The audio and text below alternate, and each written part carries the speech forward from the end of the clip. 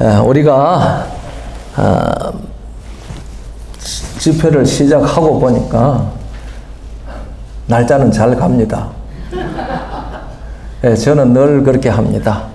나는 안 움직이고 싶어도 하나님께서 새벽빛같이 일정하게 나오시는 그 능력으로 지구를 일정하게 항상 운행하시니까 어쩔 수 없이 우리들은 세월이라는 것을 맞이하고 보내고 합니다.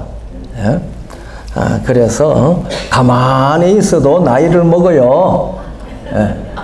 그래서요, 나이 없는 세상에 갔으면 참 좋겠죠.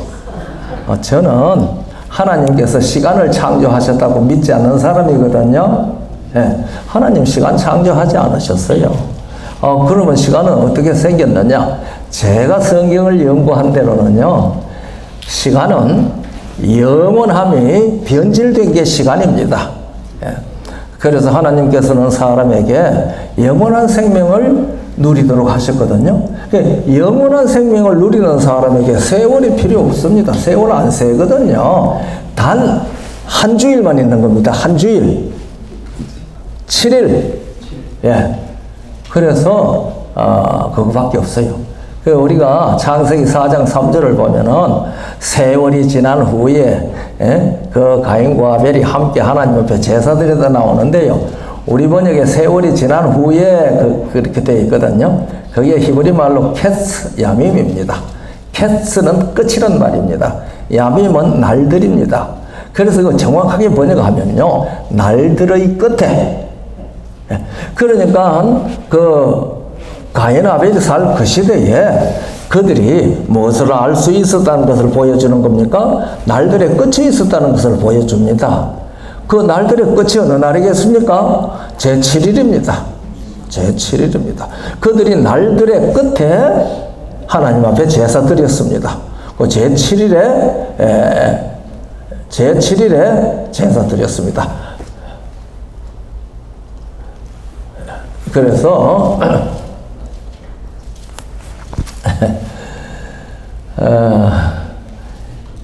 세월은 우리가 세월이라고 하는 말을 해도 사실은 일주일밖에 안 됩니다. 그래서 영원한 나라에 가도 지구 돌아갑니까? 그러니까 지구가 돌아가는 것은 날이 있다는 것을 말하잖아요. 그럼 우리가 영원한 나라에 가도 지구가 돌아갑니다. 그러면 거기에도 일주일이 있을까요? 일주일이 있죠.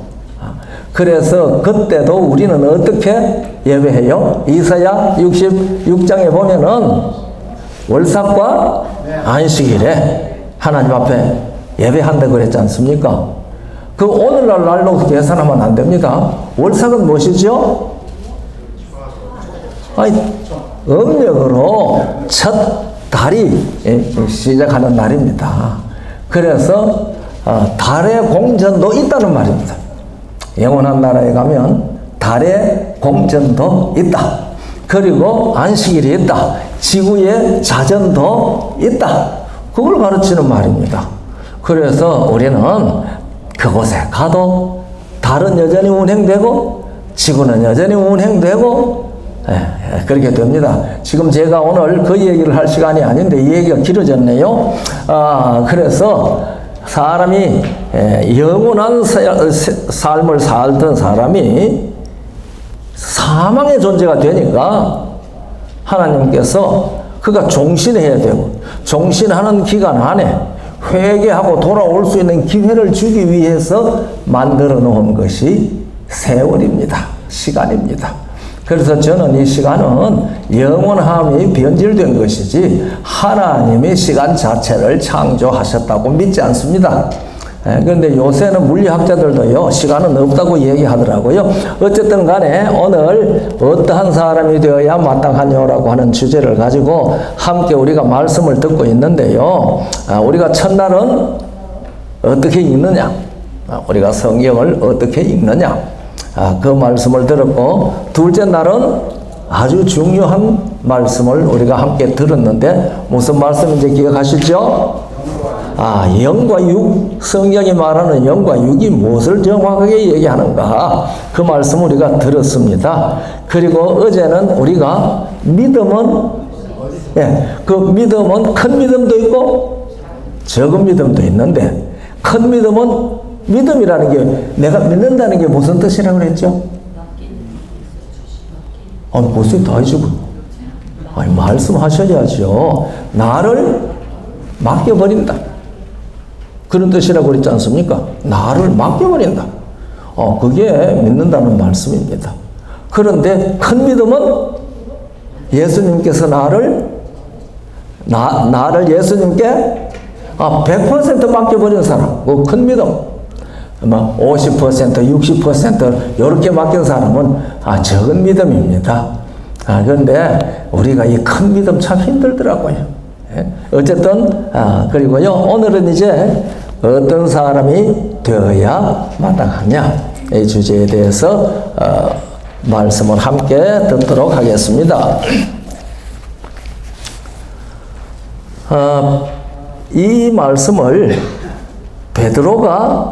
베드로서 얘기를 했지요. 베드로후서 3장 10절로부터 13절 중에 그 말씀을 하셨습니다. 11절에 이 모든 것이 이렇게 풀어지리니 너희가 어떠한 사람이 되어야 마땅하뇨. 이제 그렇게 베드로가 말했습니다.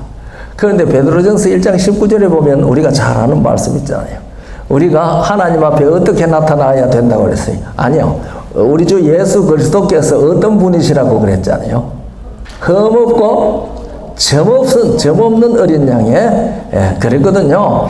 그러니까 오늘날 우리 재림교회에서는요, 예수님 재림하실 때 우리는 어떤 상태로 서야 된다고 열심히 강조하고 있지 않습니까? 흠도 없고 점도 없고 티도 없이 그렇게 서야 한다 그러죠. 자신 있으신 분? 아무도 자신 없어요? 그래서 제가 첫날 얘기한 대로 예수님 내일 오시면 좋겠습니까? 하면은 입 딱 다무실랍니까? 재림을 기다리기는 기다리는데 내일 오시는 것은 겁이나. 왜? 나한테 뭐가 많으니까? 흠도 많고 점도 많고 티도 많고 그러니까 겁이나. 그러니 우리가 주님 앞에 못 쓸 것 아닙니까? 어떤 사람이 되어야 마땅하뇨? 흠도 없고 점도 없는 그러한 사람이 되어야 마땅할 것 같은데, 베드로는 이렇게 말하죠. 거룩한 행실과 경건함으로 하나님의 날이 임하기를 바라보고 간절히 사모하라, 그렇게 말합니다. 그러니까 우리가 하나님의 날이 임하는 날이 아주 다가오고 있는데, 그날에 우리는 거룩한 행실과 경건함으로 하나님의 날이 임하기를 간절히 사모하면서 살아가라고 그러잖아요.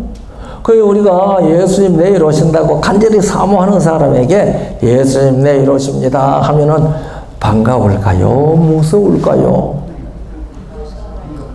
반갑죠. 그런데 우리가 무섭다면은 베드로가 얘기한 대로 거룩한 행실과 경건함이 없이 살았다는 얘기가 되지 않겠습니까? 그런데 이 경건함으로 그렇게 얘기했는데, 이 경건하다고 하는 말은요, 원문으로는 유세베이아인데, 이 단어는 하나님과 관련된 낱말이라고 합니다. 그래서 이것은 하나님을 대하는 태도를 뜻하는 말이라고 합니다. 유세베이아라고 하는 이 말이. 그러니까 우리가 경건함으로 하나님 앞에 선다고 할 때에 우리가 하나님 앞에 어떤 태도로 서야 하겠습니까? 그거 우리가 생각해 봐야 되죠. 옛날에는요, 왕 앞에 설 때에도 어떻게 썼어요? 저는 잘 모르는데요, 제가 대장금이라고 하는 그 연속극을 좀 한번 봤거든요. 이거 봤는데, 왕이 칙령을 내보냈는데요. 그 칙령을 받아라 하니까, 아유, 무릎 꿇고 그거 가지고 온 사람이 있는데 무릎 꿇고 듣더라고요. 그리고서는 그 칙령을 손에 쥐어줄 때는요, 두 손을 가지고 꼭 임금님 앞에서 하듯이 그렇게 하는 걸 그 연극 모습 속에서 봤거든요. 실제로 그 시대에는 그랬겠죠. 저는 집에서 아침마다 성경 말씀을 읽는데 읽으면서 제가 만날 마음속에 부담이 생겨요. 그렇게 못 읽거든. 그냥 줄줄줄줄 읽고 있다 이 말입니다. 그래서 그걸 읽으면서 그 생각이 자꾸 납니다. 임금의 칙령을 들으면서도 무릎을 꿇고 그렇게 읽는데 나는 살아계신 하나님의 말씀을 읽고 있으면서 내 읽는 태도가 이게 도대체 뭐냐? 그러면서도 그 태도가 잘 안 고쳐지더라고요. 여러분들은 어떠신지 모르겠습니다. 경건함으로. 이 말은 하나님 앞에 내가 어떤 태도를 취하느냐 하는 것을 나타내는 것이라고 했거든요. 거룩하다는 것은 우리가 압니다. 구별되어야 된다는 얘기거든요. 그런데 우리가 말라기 2장 15절을 보면은요, 여호와는 영이 유여하실지라도 오직 하나를 짓지 아니하셨느냐? 여자를 지을 때에 여자 하나를 지었단 말입니다. 남자 하나를 짓지 아니하셨느냐?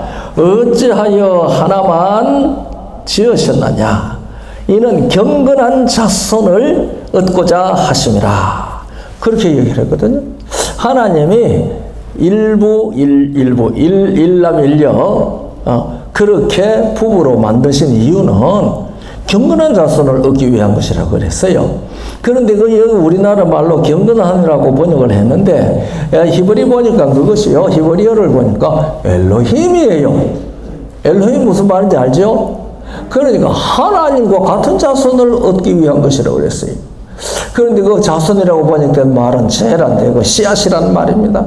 하나님의 생명의 씨앗을 가진 그러한 사람을 얻기 위하여 그렇게 했다는 이야기입니다. 경건하다고 하는 말은 누구와 같은 생명의 씨를 가지고 있는 사람이라는 뜻으로 이 말라기 2장 15절 말씀에 의하면은 우리가 이해할 수 있습니까? 하나님과 같은 생명의 씨를 가진 사람이 되어야 한다. 하나님께서 예수님께서 재림하실 때 재림을 맞이할 사람이 어떠한 사람이 되었으면 좋겠다고 하나님이 생각하실 것 같아요. 이 베드로는 거룩함과 경건한 행실을 하라고 얘기를 했는데요. 여러분 생각은 어때요? 만약에 하나님께서 예수님의 재림을 맞이할 사람을 만드셨다면 어떻게 만드셨을까요? 태초에 하나님이 자기 형상과 같은 사람을 만들었죠. 그러니까 예수님의 재림을 맞이할 수 있는 사람은 어떤 형상을 가지기를 원하시겠습니까? 하나님이 창조하실 때 하나님의 형상대로 지음을 받은 그 형상대로 변해서 예수님 맞이하기를 기다리는 것 아니겠습니까? 그런데 아담 부부가 어떻게 그 형상을 잃어버렸습니까? 아담 부부가 하나님의 형상을 잃어버린 상태를 무엇이라고 얘기하는 거예요? 아주 쉬운 얘기를 하는데요. 저는 쉬운 걸 묻는데 여러분들은 어렵게 생각해서 답이 안 나오는 거예요. 그런데 어떤 형상을 가지기를 하나님이 원하실까? 하나님이 창조해 주신 그 모습대로 우리 아담 부부가 뭐가 하나님의 형상대로 창조한 그 모습을 잃어버린 상태가 무엇입니까? 뭐가 없어진 거예요? 하나님의 주신 영원한 생명이 없어진 겁니다. 오늘 우리가요, 첫날도, 둘째 날도 말씀드렸지만은, 죄라고 하면은, 우리 의식 속에 무엇이 지내가고 있습니까? 도덕적으로 잘못한 거 생각합니다. 그렇죠? 그 다음에 또 성경에 기록된 대로 잘 못 산 거 생각하죠?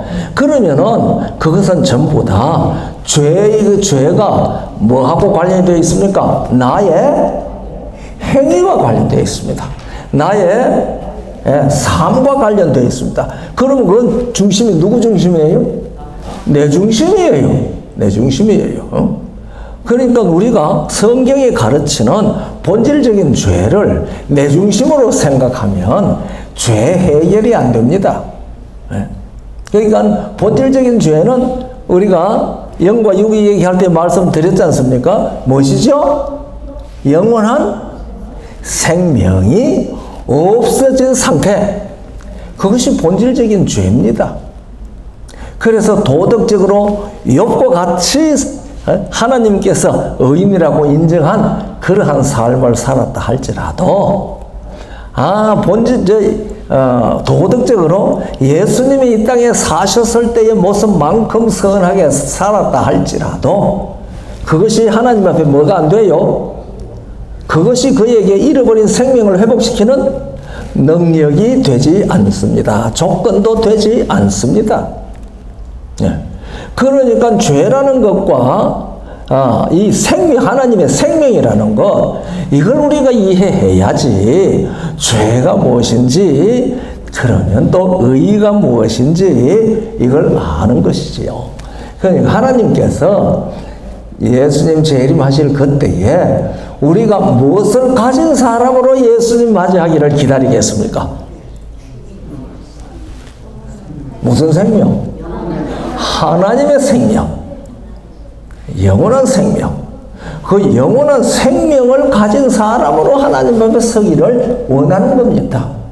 그러니까요, 어떠한 사람이 되어야 마땅합니까? 네.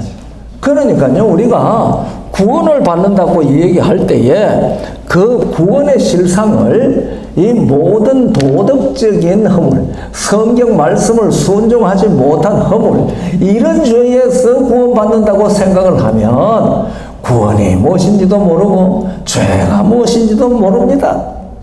제가 깨닫기로는 그렇습니다. 오늘 아무쪼록 이 깨달음이 우리 모두의 깨달음이 되었으면 참 좋겠다는 것이 제 바람인데요. 제 욕심인지도 모르겠습니다. 제가 하는 이런 얘기를 어떤 젊은 목사님이 듣고 난 다음에 어떤 다른 목사님하고 얘기를 좀 했대요. 김영원 목사가 이렇게 얘기하는데 나는 들어보니 그 말이 꼭 맞은 것 같더라 그랬대요. 그랬더니 그 목사님이, 이건 김영원 목사 생각이고, 그랬대요. 그러니까 또, 그렇게 대답할 수 있지 않겠습니까? 그러니까 오늘 여러분도 다 듣고, 그건 김영원 목사 생각이고, 그렇게 하셔도 저는 할 말 없습니다. 그러나, 그것이 무엇과 일치하면? 성경의 사상과 일치하면, 그것은 내가 취해야 될 일 아니겠습니까? 예. 여러분, 저는요, 이 장로교회에 오래 다녔었지만은요, 거기 다니면서 믿음으로 말미암는 의가 어떻다는 이 얘기를 별로 들어보지 못했습니다. 전혀 안 듣지는 않았지만. 그런데 우리 재림교회에 왔더니요, 믿음으로 말미암는 의라는 이 얘기를 얼마나 자주 하는지 모르겠어요. 요즘도 그렇게 하는지 내가 모르겠습니다만, 요즘에는요, 이 교리적인 이 얘기를 크게 많이 하고 있는 것 같지 않더라고요.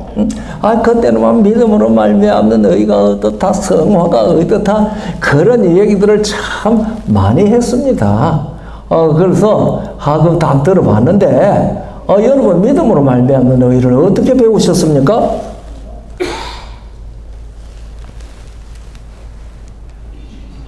이럴 때 대답 좀 하셔도 되는데, 하여튼, 그래서 우리가 이 믿음으로 말미암는 의, 성경이 우리에게 어떻게 가르쳐 주는가? 우리가 믿음으로 말미암아 의를 얻는 그것을 하나님께서 기대하시는 것 아니겠습니까? 그러니까 제가 이렇게 이 얘기를 했을 때에 여러분들이 짐작하셨을는지도 모릅니다. 그래서 우리가 의가 무엇인지 성경이 말하는 믿음으로 말미암아 의를 얻는다 할 때 그 의가 무엇인지 정확하게 알아야 되지 않겠습니까? 그리고 말미암아, 믿음으로 말미암아, 그 말미암아라는 뜻은 또 무엇인가? 이것도 우리가 성경 말씀에 의해서 정확하게 이해해야 할 필요가 있다고 저는 그렇게 생각합니다. 그래서 저는 이렇게 깨닫습니다. 이 믿음으로 말미암는 의, 그것은 하나님이 창조하실 때와 같은 상태에 이르는 것이 아닐까? 하나님이 자기 형상대로 사람을 창조하셨을 그때의 모습을 가지는 것이 믿음으로 말미암는 의의 실상이 아닐까? 저는 그렇게 깨닫거든요. 여러분들은 어떤지 모르겠습니다. 그러면은요, 하나님의 형상이라고 얘기를 하는데 하나님의 형상이 도대체 어떻게 생겼습니까? 무엇이 하나님의 형상입니까? 우리가 우리의 형상을 따라 우리의 모양대로 했는데 그게 데모트와 차일림이라고 하는 히브리어를 썼어요. 그런데 뭐 그거는 같은 뜻으로 쓴 말이기도 해요. 그런데 제가 좀 분석을 해보니까 이 차일림이라는 것은 내적 형상 쪽에 가깝고 데모트라는 것은 외적 모양 쪽에 가까운 것 같이 느껴졌어요. 그러나 그거는 뭐 정확한 것은 아닙니다. 그러니까 우리가 내적 형상이라든지 외적 모습이라든지 그것들이 다 하나님의 것과 같아야 된다는 얘기거든요. 예. 그러니까 하나님이 어떤 분이신가? 우리 성도들은 성경의 하나님, 그 하나님이 하나님 되심의 본질이 무엇이라고 생각합니까? 성경이 우리에게 제시해 주실 때에 하나님이 하나님 되심의 본질, 그것이 무엇이라고 여러분들은 생각해 보셨습니까? 뭐 별로 생각 안 하고 그냥 하나님, 예수님 그러고 믿으셨죠. 그 믿음 대단히 좋은 믿음입니다. 그리고 어떻게 생각하면 참 용기 있는 무모한 믿음일 수도 있습니다. 예. 오늘 많은 사람들이 자기가 믿는 하나님이 그분의 하나님 되심이 무엇일까? 그걸 갖다 생각해 보는 분들이 몇 분이나 있는지 모르겠습니다, 장로님. 예? 예. 저는 하나님의 하나님 되심, 그것은 그분의 생명성, 존재성이라고 생각을 합니다.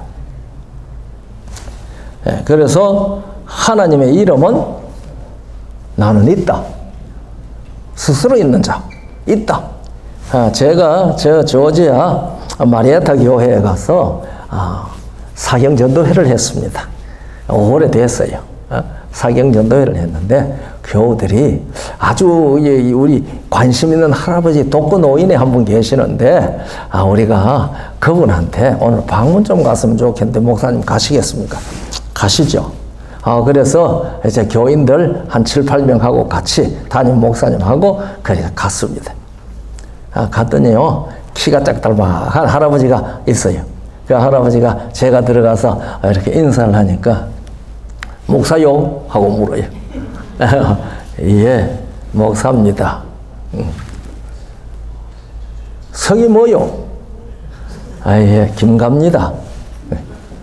본이 뭐요? 김해입니다. 순상놈이구나. 그러시는 거예요. 이거 일반적으로 보면 실례지요?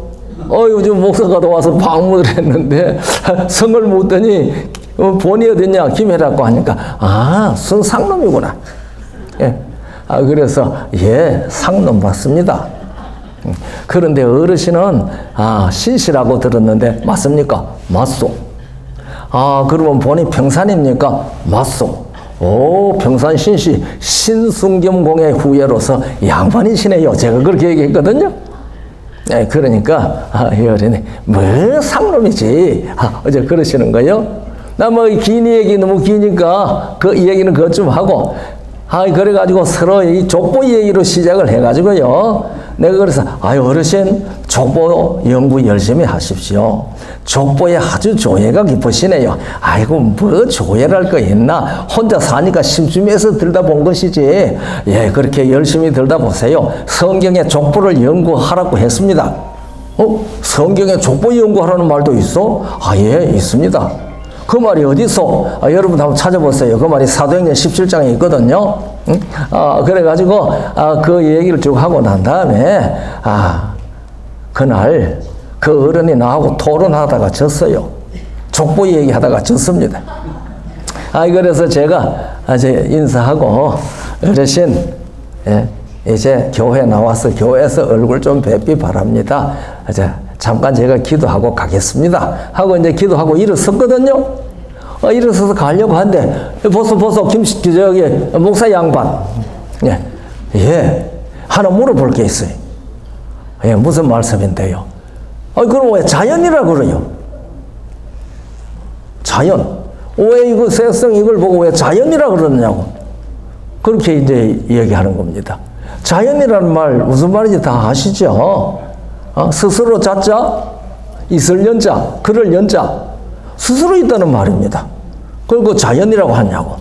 그래서 제가, 어르신, 저는 자연이라는 말을 거의 안 씁니다. 저는 천연계라 그럽니다.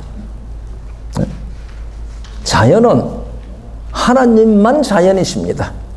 하나님의 이름은 여호와신데, 여호와라고 하는 말은 자연이라는 말입니다. 예, 그렇게 얘기를 했습니다. 저는 그렇게 믿습니다. 자연은 여호와라 이름하신 하나님 외에 자연은 없습니다. 모든 있는 것들은 자연이신 여호와라 이름하시는 그분이 있게 해서 있는 것들입니다. 그래서 하나님께서 있게 하셨다고 저는 천연계라 그럽니다. 어떤 과학자를 만나가지고, 이 성경을 잘 안 믿는 과학자인데 만나가 얘기를 했습니다. 하나님 이름 가장 많이 부르시는 분들이 누군지 아십니까?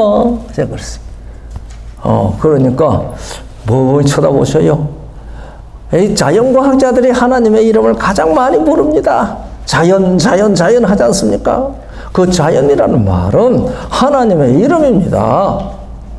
여호와라는 이름이 자연 아닙니까?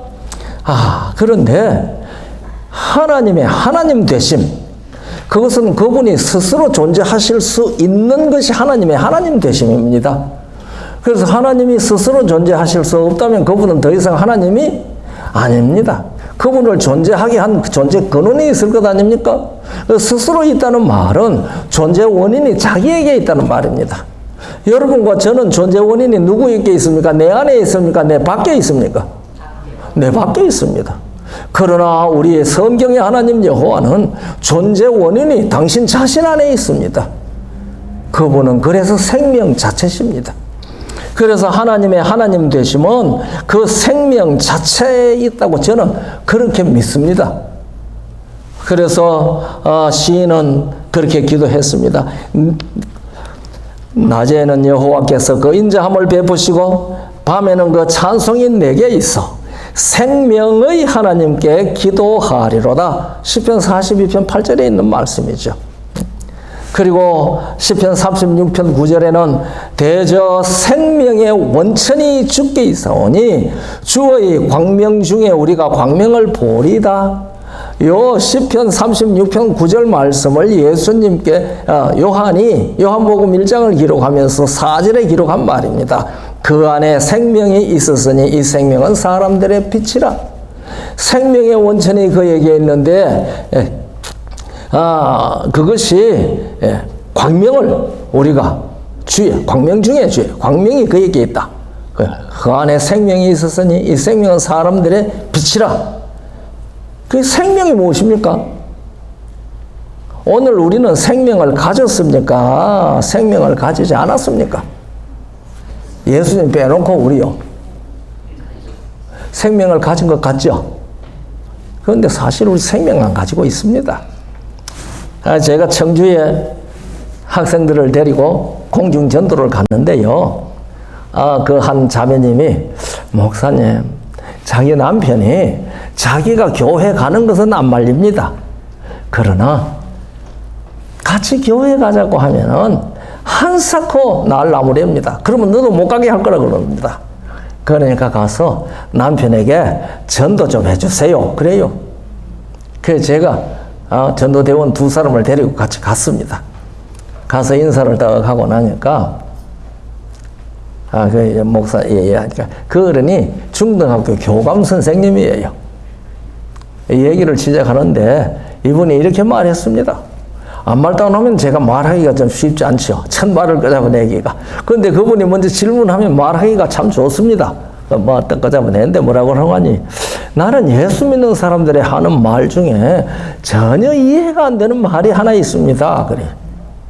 아유, 그렇습니까? 하나만 이해가 안 되시니 참 다행입니다.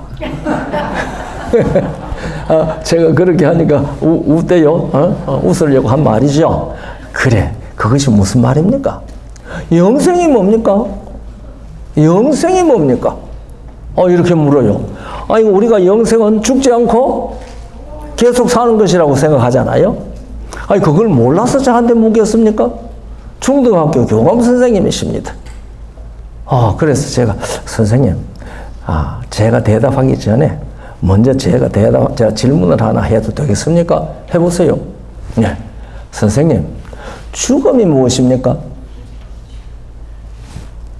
이 사람이 죽어가지고 호흡없이 널브러지는 거, 그런 것들이 죽음이라는 거 내가 몰라서 묻는 거 아니잖아요? 그러니까 이거는 대답을 안 해요. 가만히 있어요. 그래서 제가, 그러면은 죽어보면 죽음이 뭔지 알겠습니까? 제가 그렇게 물었거든요. 죽었는데 어떻게 알겠어요? 그래요. 예. 사실 우리는 죽음이 뭔지 모릅니다. 우리가 아는 것은 죽은 현상을 아는 것이지 죽음 자체의 본질을 우리는 모릅니다. 그런 것 같지 않습니까? 가만히 있더니 그런 것 같네요. 그런 것 같네요. 그러더라고요. 예, 그렇습니다. 그러면 제가 영생이 뭔지 대답 드리겠습니다. 뭡니까? 영생은 죽음의 정반대 현상입니다. 네. 영생은 사망의 반대 현상입니다. 그런데요, 우리가 성경의 하나님, 그분은 영생하시는 하나님이십니다. 영생은 죽음과 전혀 상관없는 생명을 가진 것을 영생이라고 합니다. 우리는 영생이라고 하면은 무궁한 세월 동안 살아가는 것이라고 얘기합니다. 우리가 영원한 세계에 가면 무궁한 세월 없어요. 영원밖에 없습니다. 영원. 그곳에는 세월이 없는 데입니다. 예. 저는 그렇게 믿습니다. 그래서 성경은 하나님은 산자의 하나님이라고 분명히 가르칩니다. 우리가 마가복음 12장 27절 보면은요, 하나님은 죽은 자의 하나님이 아니요 산자의 하나님이시라. 너희가 크게 오해하였도다고 책망합니다. 산자, 하나님께서는 우리가 산자가 되기를 원하십니다. 예수님 재림하시는 그날에 우리가 산자로 하나님 앞에 서기를 원하십니다. 어떤 산자로요? 예수 그리스도의 영광의 광채에도 죽지 아니하는 산자로 서기를 원하십니다. 예수님께서 오시는 그 영광의 광채에도 안 죽는 산 생명은 무슨 생명입니까?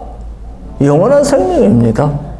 영생이라고 하는 것은 죽음과 전혀 상관없는 생명을 가진 것, 그것이 영생이거든요. 그 생명이 누구에게 있는 겁니까?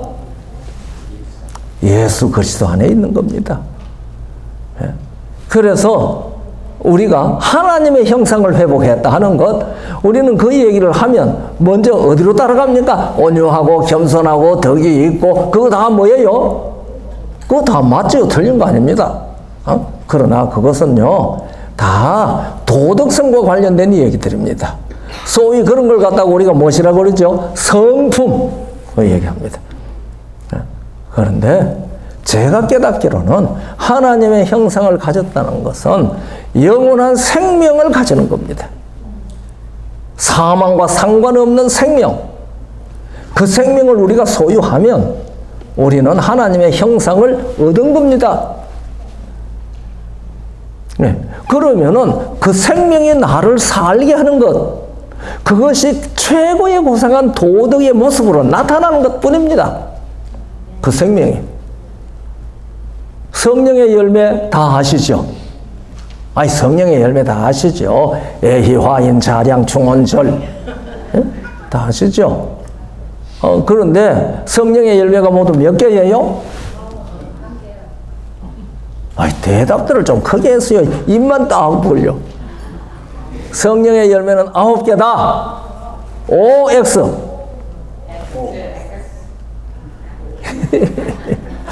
예, X입니다.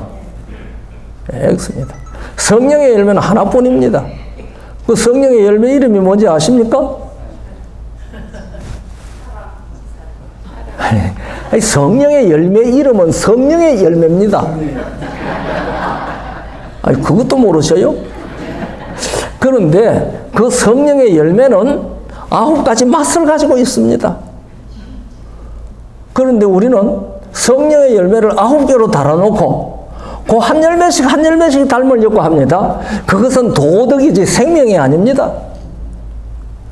그러니 우리가 성경이 가르치는 대로 이해를 잘 못해요. 오직 성령의 열매는 할 때 단수입니다. 열매라는 말이 단수입니다. 그래서 성령의 열매는 하나입니다. 이 하나가 가지고 있는 맛이 9가지 뿐이겠습니까? 더 있죠. 그래서 어떨 때는 빛의 열매라고 하기도 하고, 갈라디아서에는 그 유명한 성령의 열매라고도 했습니다. 아이고, 나는 말이야, 인내 열매는 맺었는데 온유 열매는 못 맺어서 그 성령의 열매 맺은 거 아닙니다. 자기의 도덕적 노력입니다. 그러니까 이 모든 것들은 하나님의 생명인 내 생명이 되었을 때에 그 생명의 작용으로 열리는 열매들입니다. 우리가 예수 그리스도를 믿음으로 살아갈 때에 이러한 성경이 가르치는 개념이 분명히 가지는 것은 우리가 바른 믿음으로 걸어가는 일에 중요한 것이라고 저는 늘 그렇게 생각을 합니다. 저는 아침마다 걷거든요. 한 시간 걷는데, 그럴 때에 거의 매일 이 성경에 이거는 무슨 뜻일까? 이거는 무슨 뜻일까? 해결될 때까지 그거 생각하면서 걷습니다. 뭐 항상 매일매일 꼭 그런 건 아니지만 거의 그렇다 이 말입니다. 한 번은요, 이 계시록 17장에 7머리가 있는데 5은 망하였고 하나는 지금 있고 하나는 오지 아니하였고 그거 있지 않습니까? 그럼 망한 5이 무엇일까? 아직 우리 교회에서 그 해결하고 있지 못합니다. 공식적으로. 그러니까 그게 이제 머릿속에 이게 무엇일까? 3일을 꼬박 3일을 제가 끙끙 앓으면서 그 생각을 했어요.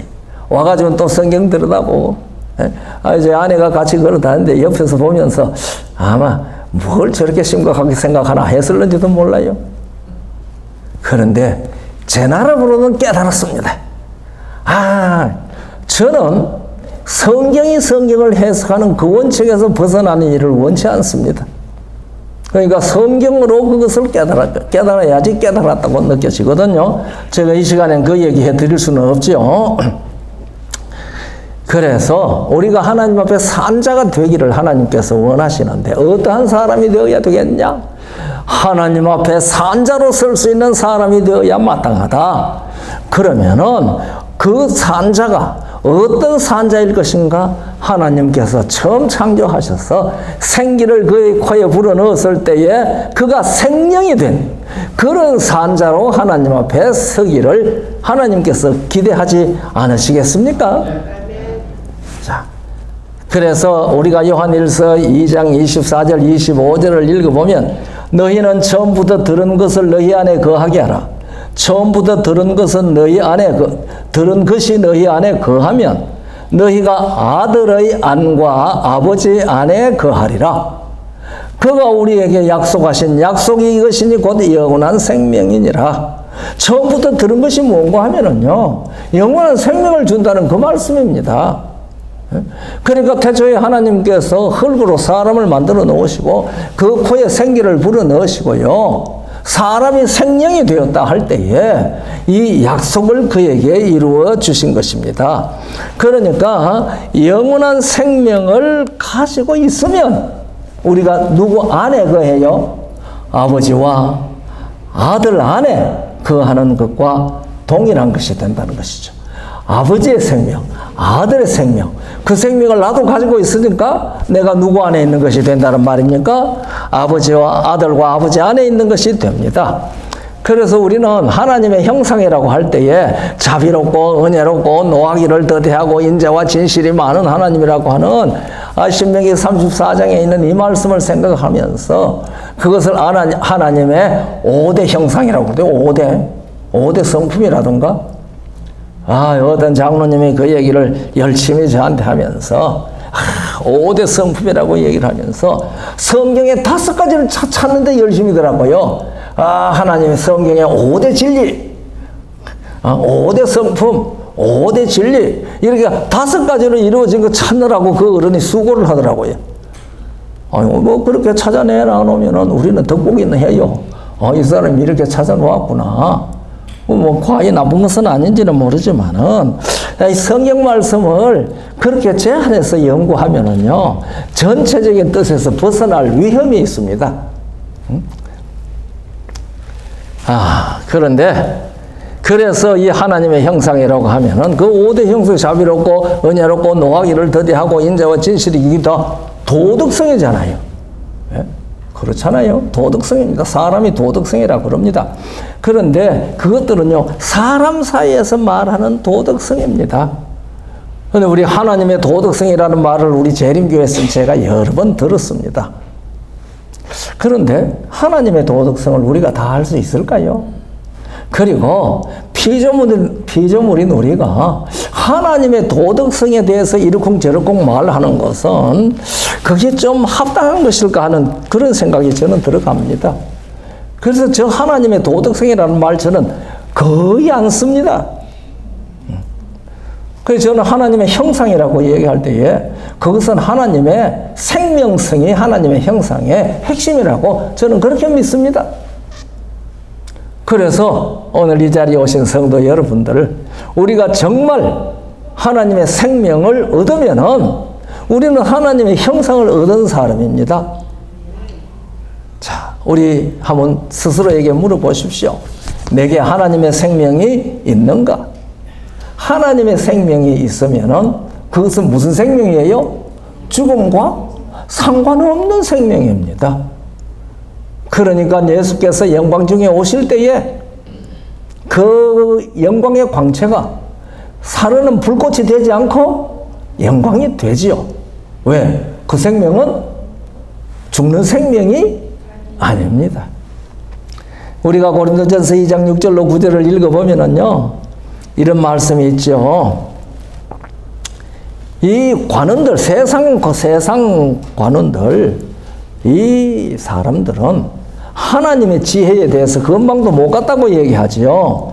우리가 온전한 자들 중에서 지혜를 말하노니 이는 이 세상의 지혜가 아니요 또 이 세상에 없어질 관원의 지혜도 아니요 오직 비밀한 가운데 있는 하나님의 지혜를 말하는 것이니 곧 감추었던 것인데 하나님이 우리의 영광을 위하사 만세 전에 미리 정하신 것이라. 이 지혜는 이 세대의 관원이 하나도 알지 못하였나니 만일 알았다면 영광의 주를 십자가에 못 박지 아니하였으리라. 기록한 바 하나님이 자기를 사랑하는 자들을 위하여 예비하신 모든 것은 눈으로 보지 못하고 귀로도 듣지 못하고 사람의 마음으로도 생각지 못하였다 함과 같으니라. 우리가 하나님의 말씀을 읽고 하나님의 말씀을 연구하는 것은 지금 무엇을 연구하는 겁니까? 눈으로 보지 못하고 귀로도 듣지 못하고 마음으로도 생각지 못한 그것을 연구합니다. 이것이 누구의 지혜예요? 하나님의 지혜입니다. 그런데 이 하나님의 지혜로 주신 것, 그것을 말이죠. 눈으로 보지도 못하고 듣지도 못하고 생각도 못한 그 사람들이 세상 지혜를 가지고 이 말씀을 연구하려고 하면은 바른 연구가 되겠습니까? 여러분 생각해서 대답해 보십시오. 될 이유가 없죠. 그러니까요. 어떻게 해야 돼요? 그 대답은 누구에게 구해야 됩니까? 성경에서 찾아야 합니다.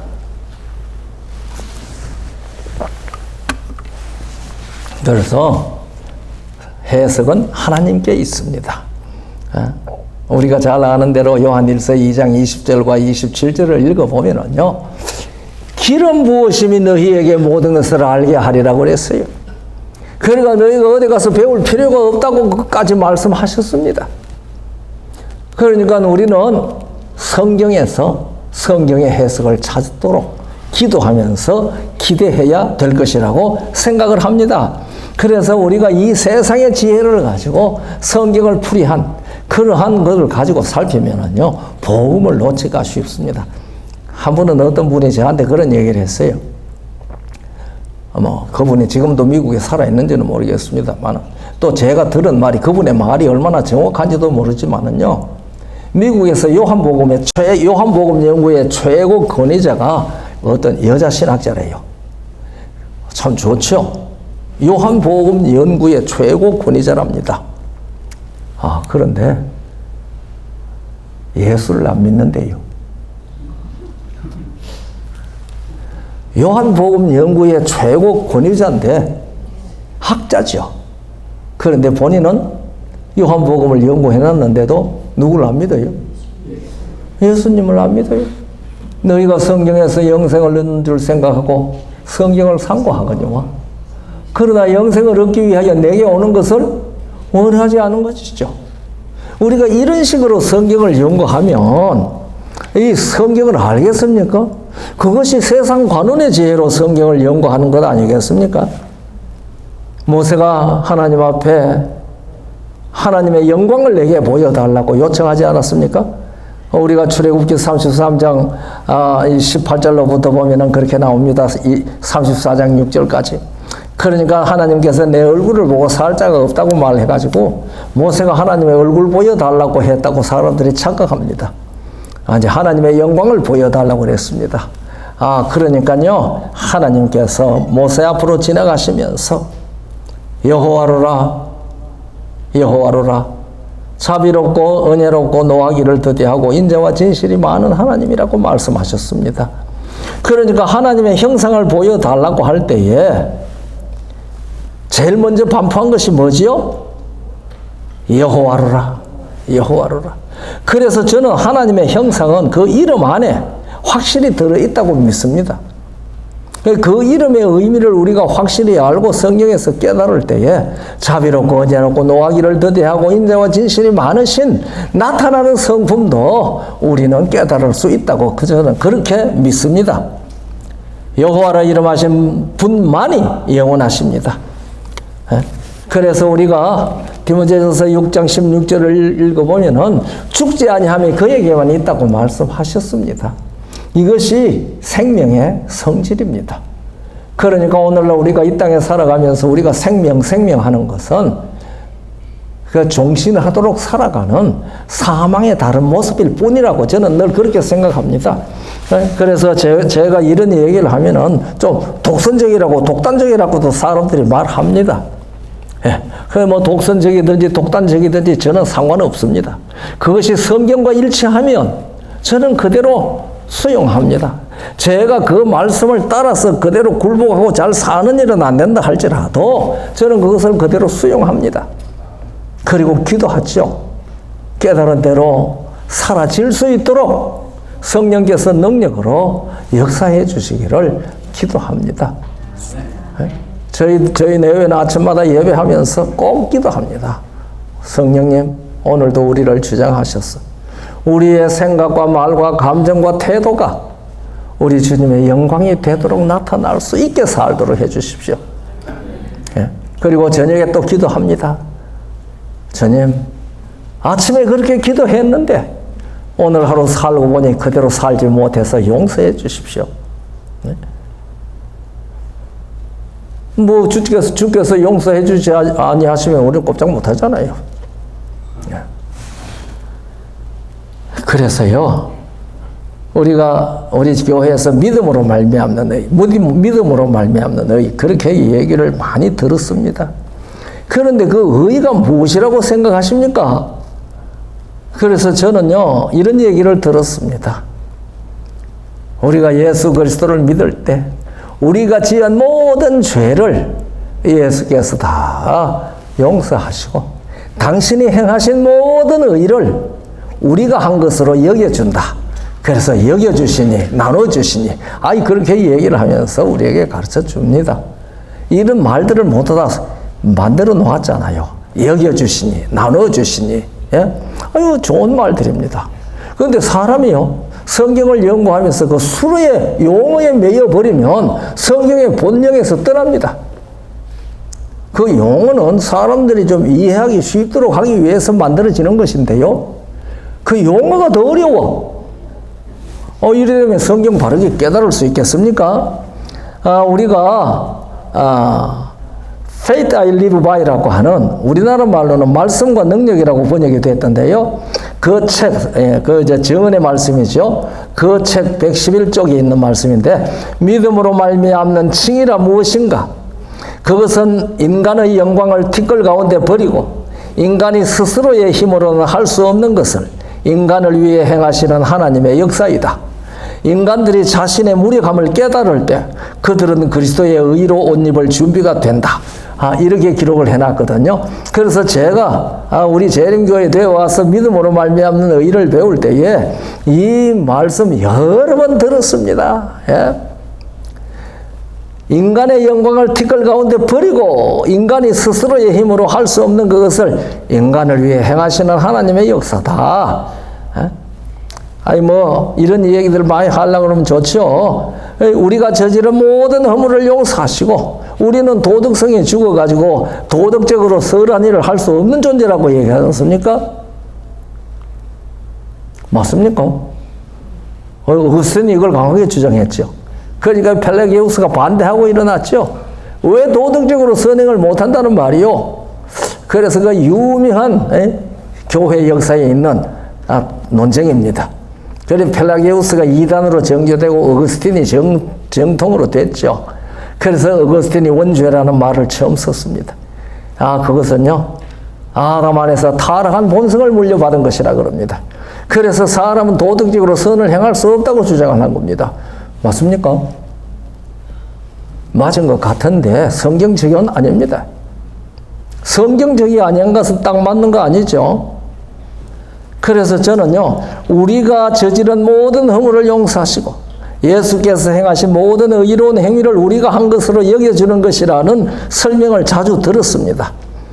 그런데요, 제가 성경을 연구하다 보니요, 예수님의 행하신 의로운 일이 얼마나 많습니까?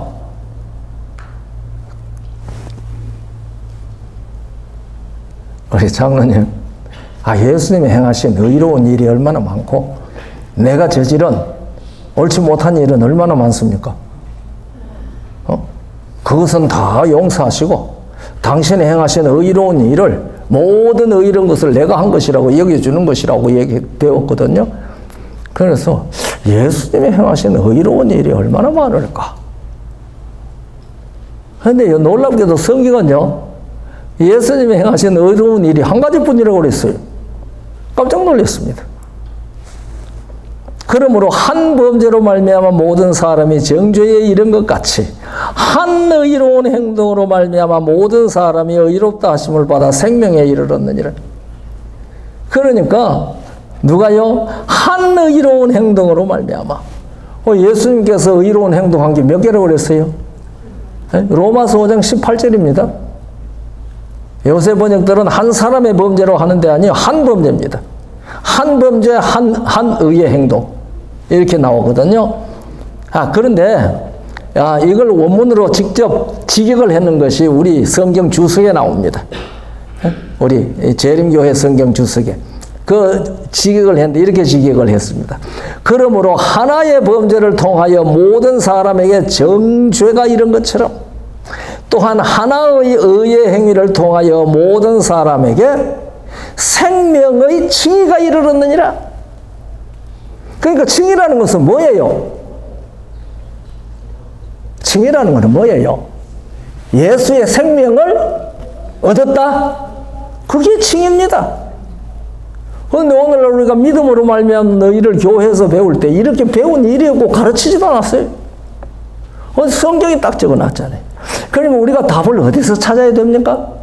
성경 말씀에서 찾아야 합니다. 얼마나 분명합니까? 그러므로 하나의 범죄를 통하여 모든 사람에게 정죄가 이른 것처럼 또한 하나의 의의 행위를 통하여 모든 사람에게 생명의 칭의가 이르렀느니라. 그런데 우리가 믿음으로 말미암는 의라고 할 때에 그 의가 나의 의입니까? 내가 행위를 잘한 의입니까? 아니잖아요. 누구의 의예요? 예수님의 의입니다. 하나님의 의입니다. 성경은 하나님의 의라고 그랬거든요. 우리가 로마 3장 21절로 24절에 보면은 이제는 율법 외에 하나님의 한 의가 나타났으니 율법과 선지자들에게 증거를 받은 것이라. 곧 예수 그리스도를 믿음으로 말미암아 모든 믿는 자에게 미치는 하나님의 의인이 차별이 없느니라. 모든 사람이 죄를 범하였음에 하나님의 영광에 이르지 못하더니 그리스도 예수 안에 있는 구속으로 말미암아 하나님의 은혜로 값없이 의롭다 하심을 얻은 자가 되었느니라. 그런데 우리가 이 로마 3장 22절에 대해서는 영과 육을 이야기할 때 제가 말씀을 드렸습니다. 곧 예수 그리스도를 믿음으로 말미암아 모든 자에게 미치는 하나님의 의인이 여기서 중간에 말은 빼버리고 믿음으로 말미암는 의라고 말하는 것이죠. 그걸 성경에 있는 대로 정확하게 하면은 예수 그리스도를 믿음으로 말미암아 모든 믿는 자에게 미치는 하나님의 의, 이게 이제 성경 말씀 그대로 하는 것이죠. 그런데요, 여기 예수 그리스도를 믿음으로 말미암아 하면은 그 믿음이 뭡니까? 내 믿음입니까? 예수 믿음입니까? 내 믿음이 되죠. 내 믿음, 예수의 믿음으로. 그런데 원문은 그렇다 않다 그랬잖아요. 예수의 믿음으로 말미암아, 믿음을 예수의 믿음을 통하여, 예수의 믿음을 통하여. 그래서 우리가 믿음으로 말미암아 의를 얻는다고 할 때에 그 믿음도 내가 예수 믿는 믿음이 아니죠. 예수님의 믿음을 통하여 우리가 하나님의 의를 얻는 겁니다. 예수님의 믿음을 통하여. 얼마나 공짜입니까? 예수님의 믿음을 뭐만 하면 되는데 받아들이기만 하면 되는 것은 아닙니까? 그래서 은혜로 값없이 의롭다고 하는데 로마 5장 18절에 하니 그것이 바로 뭡니까? 생명의 의입니다. 생명의 의. 그러니까 우리가 예수님을 믿으면 값없이 무엇을 다 얻어요? 생명을 얻습니다. 생명을. 제가 요한복음 3장 16절에 있는 비밀을 하나 말씀드릴게요. 요한복음 3장 16절 다 외우시죠? 하나님이 세상을 이처럼 사랑하사 독생자를 주셨으니 이는 그를 믿는 자마다 영생을 얻게 하려 하심이라. 제가 바르게 읽었습니까? 예? 제가 그렇게 읽었다고 그 문장이 뭐 잘못됐습니까? 문장이 잘못 안 됐죠. 예. 그런데 여기에 영혼불멸설이 틀렸다는 내용이 딱 있지 않았습니까? 이는 저를 믿는 자마다 뭐 하지 않고? 멸망하지 않고, 그 다음에 굳이 멸망하지 않고를 예수님께서 왜 거기에다 집어넣었을까? 그냥 이는 저를 믿는 자마다 영생을 얻으리라고만 말해도 되는데 굳이 거기에 멸망하지 않고를 집어넣었다? 그러면 이게 무슨 뜻일까? 그래서 제가 멸망과 영생을 거기다 대조하면서 생각을 한 것이죠. 그러니까 멸망은 무엇에 반대입니까? 영생의 반대입니다. 그러니 멸망하는 자는 뭐가 없는 자예요? 불멸하지 못하는 자입니다. 그러니까 거기에 뭐가 딱 들어있어요? 영혼 불멸이 틀렸다. 딱 나오잖아요. 그래서 제가 무릎을 탁 쳤습니다. 그렇구나. 이렇게 쉽게 예수 안 믿는 사람도 말할 수 있는 이 성경 구절 속에 영혼 불멸이라는 것은 당치도 않다는 얘기가 딱 들어있네. 참 우리 주님이시다. 저는 그렇게 감사했습니다. 네? 이거 비밀이죠. 오늘 이제 우리 모두 다 아셨습니다. 그렇죠? 네. 그래서 하나님의 생명을 받아서 하나님과 함께 영원한 생명으로 함께 사는 것, 그것이 하나님의 소원입니다. 이것이 영생이죠. 믿음으로 말미암는 의인은 하나님의 생명을 회복한 것을 뜻한다고 저는 그렇게 믿습니다. 그래서 우리가 로마 4장 1절로부터 25절 로마서 전체를 다 읽어보니 믿음으로 말미암는 의가 무엇인지 확실히 설명하고 있는 장이 로마서 4장 전체입니다. 그런데 이 로마서 15장 6절에 창세기 15장 6절에 그렇게 기록되어 있으니까 아브라함이 여호와를 믿으니 이를 그의 의로 여기시고, 그런데 아브라함이 여호와를 어떻게 믿었는데 그걸 의로 여기셨는지에 대한 말은 없어요. 그냥 아브라함이 여호와를 믿으니 이를 그의 의로 여기시고 이렇게 되어 있거든요. 그런데 그 아브라함이 여호와를 어떻게 믿었는지는 로마 4장 17절에 기록되어 있습니다. 로마 4장 17절에 기록된 바 내가 너를 많은 민족의 조상으로 세웠다 하심과 같으니 그의 믿은 바 하나님은 죽은 자를 살리시며 없는 것을 있는 것 같이 부르시는 이시니라. 그러니까 이 아브라함은 하나님을 죽은 자를 살리시는 분과 없는 것을 있는 것 같이 부르시는 그렇게 믿었다 이 말입니다. 이 말이 어디 나오죠? 세천사의 기별의 핵심이 이겁니다. 예. 없는 것을 있는 것 같이 부르시는 것은 창조주를 경배하라는 말이고, 죽은 자를 살리신다는 그 기별은 셋째 천사의 기별 속에 우리 교회에서는 거의 사용 안 하는 13절에 나옵니다. 12절, 13절, 계시록 14장. 네. 그래서 세 천사의 기별이 믿음으로 말미암는 의가 되는 이유를 우리는 이것을 깨달을 때 알게 됩니다. 그래서 4장 전체는 이 얘기를 하고 있는데 그 마지막 21절로 25절까지를 읽으면 이렇게 되어 있습니다. 약속하신 그것을 또한 능히 이루실 줄을 확신하였으니 그러므로 이것을 저에게 의로 여기셨느니라. 저에게 의로 여기셨다 기록된 것은 아브라함만 위한 것이 아니요 의로 여기심을 받을 우리도 위함이니 곧 예수 우리 주를 죽은 자 가운데서 살리신 이를 믿는 자니라. 우리가 믿음으로 말미암는 의를 얻을 때에 어떻게 믿어야 돼요? 예수 그리스도를 죽은 자 가운데서 살리신 이를 믿을 때 그걸 의로 여기신다고 얘기한 겁니다. 다시 말하면은 예수님의 부활을 믿을 때 그것이 우리에게 의가 된다고 얘기하는 겁니다. 믿으십니까? 아멘 소리가 아주 조그만밖에 안 들리네. 예, 믿으십니까? 감사합니다. 이거 안 믿으면 예수 믿는 거 아닙니다. 예? 그래서 아브라함만 위함이 아니요 의로 여기심을 받을 우리도 위함이니 곧 예수 우리 주를 죽은 자 가운데서 살리신 이를 믿는 자니라. 예수는 우리 범죄함을 위하여 내의 줌이 되고 또한 우리를 의롭다 하심을 위하여 살아나셨느니라. 그러니까 우리가 예수님의 믿음으로 의롭다 함을 얻는 것은 무엇하고 직결되어 있는 겁니까? 예수님의 부활하고 직결되어 있는 겁니다. 그런데 우리는 믿음으로 말미암는 의를 얘기할 때 예수님 부활 얘기 거의 안 해요. 예수님의 행하신 모든 도덕적 의가 내 것으로 여겨졌다는 쪽에 강조점을 두고 있는 것 같더라고요. 제가 배운 대로는 그래요. 그러니까 우리가 믿음으로 말미암는 의를 뭔지 모르는 겁니다. 말만 알지. 그것도 얼마나 어렵습니까? 나눠주시니, 여겨주시니. 이 말도 설명을 하려면 어려워요. 그러니까 성경이 가르쳐준 대로 단순하게 믿음으로 말미암는 의는 예수 그리스도의 부활을 믿을 때에 그 생명을 얻는 것이다. 쉽죠?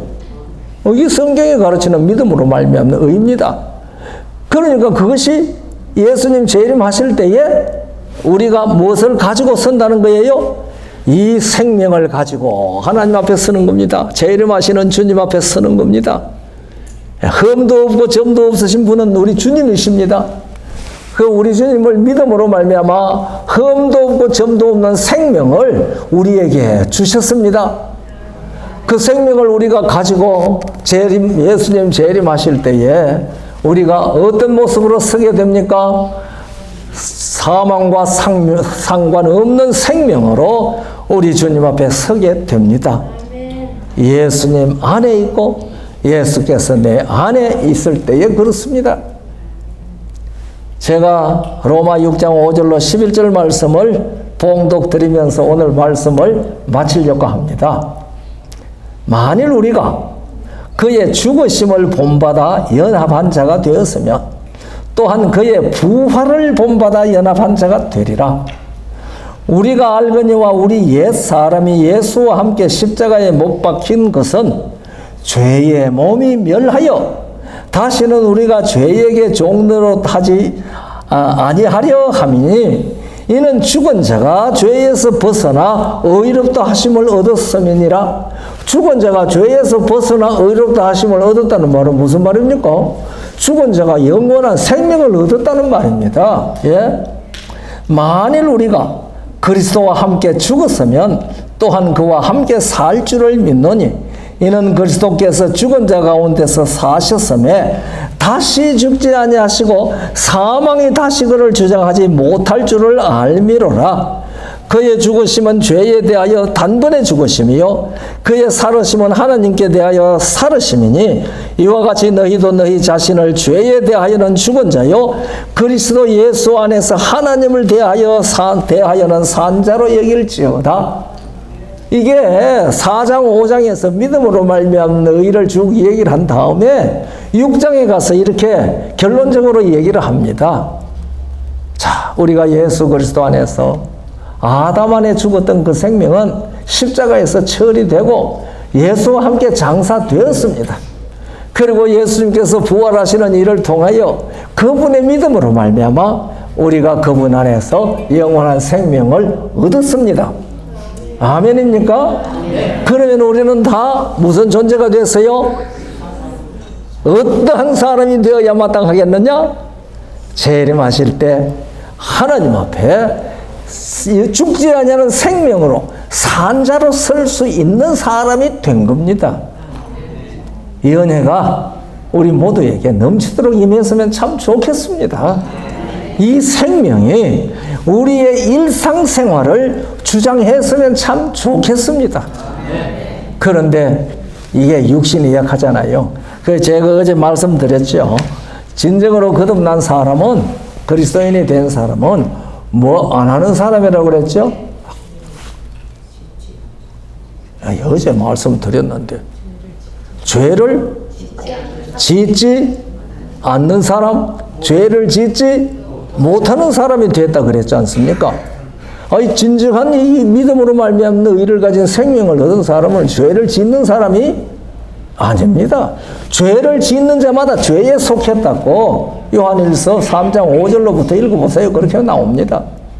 그러니까 우리가 죄를 지으면 어디에 속한 사람입니까? 죄에 속한 사람입니다. 그러면은 진정으로 이 생명을 가진 사람은 죄를 짓는 사람이 아니고 뭐 하는 사람이라고 그랬죠?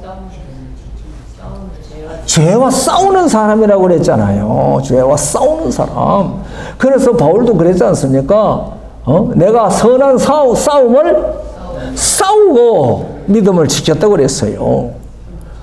여러분, 또 이제 오늘 집회 마치고 집으로 돌아가셔서 살면 또 뭐하고 싸우겠습니까? 또 죄와 싸웁니다. 죄는 집요하게 우리를 공격합니다.